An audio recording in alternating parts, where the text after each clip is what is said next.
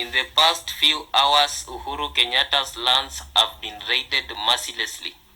The ruffians appear to be people who had been organized and clearly instructed on what to do. It is very, very paradoxical that we can have more than 2,000 people acting simultaneously and attacking Uhuru's land. This sort of attack must have been organized by someone. And according to what the politicians, especially in Kenya Kwanza, have been saying, it looks like it was one of the attacks orchestrated by the state.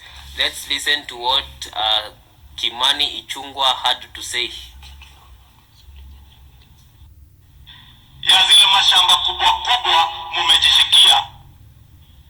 Sisi wa Kenya wa hapa Mount Kenya tuko na maswali mingi. Ya zile mashamba kubwa kubwa mumejishikia, tukianzia na hapo Thika Road Nairobi, hapo Ruiru. Kabla hatujaenda Taita Taveta, kabla hatujaenda Nakuru, mali ya Mkenya ikivamiwa, hata hizo mashamba zenyu tutazipa to the Constitution of the Republic of Kenya and the people of Kenya who elected this administration to govern this country. Na ikikushinda, na nitasema tu, msitutishe na maandamano. Sisi ni amani tunapenda. Na naibu wa rais, nimesikia watu wa Kanairo wakisema wako tayari kuchunga mali yao. Na Wakenya wasiogope. Serikali ikichunga, pia wewe amka asubuhi, chunga mali yako. Nilisikia wakitutisha ati kama unauza duka ya maji, ati watakuja kunywa maji ya bure. Mao ya nani? Mtu ajaribu kugusa mali ya mtu, wajue Kenya ina serikali na hiyo mali mnajaribu kugusa iko na wenyewe. La mwisho, kwa ndugu yangu aliyekuwa rais wetu, kama unataka kuheshimiwa, heshimu wengine. Heshimu mali ya watu wengine. Usipoheshimu mali ya watu wengine, sisi wa Kenya wa hapa Mount Kenya tuko na maswali mingi. Ya zile mashamba kubwa kubwa mumejishikia, tukianzia na hapo Thika Road Nairobi, hapo Ruiru. Kabla hatujaenda Taita Taveta, kabla hatujaenda Nakuru, mali ya Mkenya ikivamiwa, hata hizo mashamba zenyu tutazivamia, na wenye hawana mashamba wapate mashamba Kenya hii. Msifikiri ati wananchi wa kawaida ndio watapoteza mali. Even you will pay a price if you continue to instigate violence and bloodshed in this country. And that is my message to none other than Uhuru Kenyatta, the sponsor, sole sponsor, singular financier of Azimio and the machinery that is Raila Odinga. Kwa hayo mengi, pole Mheshimiwa Naibu wa Rais. Kimani Ichung'wah promised Uhuru Kenyatta fire, and that is what Uhuru Kenyatta received in very recent times. The member of parliament can be heard clearly promising to attack and cause chaos and damage to Uhuru Kenyatta's property. So definitely Kenya is governed by the rule of law, as the president Mr. Ruto alluded to earlier. So this will be the litmus test for this administration. Will it handle Ichung'wah the way he is supposed to handle by the law, or will they use politics to hide and protect him from the law?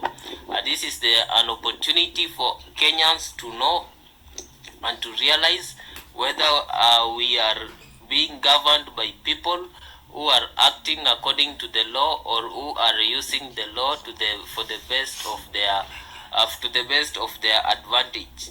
Mount Kenya is an area that has an history of land problems, especially starting with the coming of the British in this territory. So the British, in one way or the other, created seeds of distrust among Africans by giving out land to African loyalists and secluding the rest. This is what we call a reward punishment tactic. So this strategy created a lot of bitterness and enmity in many Kenyans, especially in the areas of Mount Kenya. So politicians are taking advantage of this historical fact and using people to cause damage and chaos to other people's land and property. The problem with this kind of approach is that once a man eats honey, he will want to eat honey again and again. It becomes something like a habit.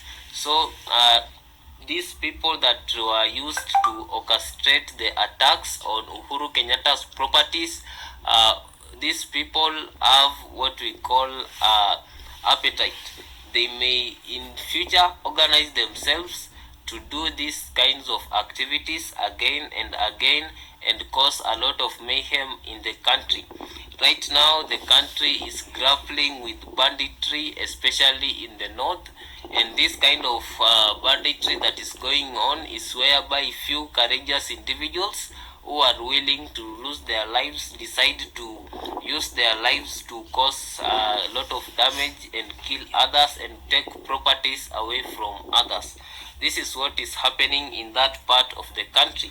So when other areas of the country are seeing such kinds of behavior, the poor people who are gullible and very easily flexed by hunger to extreme measures may take on this kind of measures if the state is not careful enough to use its power to stop this kind of activities and these kinds of violence. The reality is right now Kenya is in a tight economic position whereby it cannot foot the bills, especially foreign debts, and also the development construct it cannot easily take place.